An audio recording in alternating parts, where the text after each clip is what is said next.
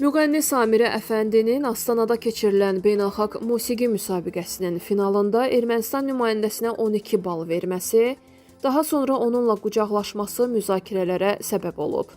Samirə Əfəndi birmənalı qarşılanmayan bu davranışına prodüser Tarix Əliyevin Tarixin bir günü verilişində aydınlıq gətirib. Bir qazi qızı, general nəvəsi və bu ölkənin vətəndaşı olduğum üçün düşünürəm ki, gələcək biz gənclərin əlindədir. Sözsüz ki, biz tarixi unutmarıq və unutdurmarıq.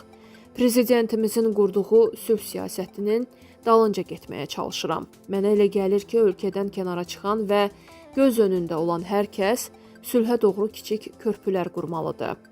Mən həmin iştirakçını finala qədər çox kəsmişəm. Elə olub ki, hər kəs 12 bal verib, amma mən 10 bal vermişəm. Söhbət musiqidən, təhsildən gedirsə, həmin iştirakçı həqiqətən çox gözəl ifa edirdi. Ona 12 bal verməyim hamını çox heyrətləndirdi. Mən bu hərəkətimə görə peşman deyiləm. Çünki dəfələrlə onun haqqına girdim. Amma finalda onun layiq olduğu xalı verdim. Mən musiqiçi kimi baxıram, siyasətçi deyiləm ki, düşmənlik edim. Mən ora düşmənlik etməyə yox, ölkəmi təmsil etməyə getmişəm, ifaçı bildirib.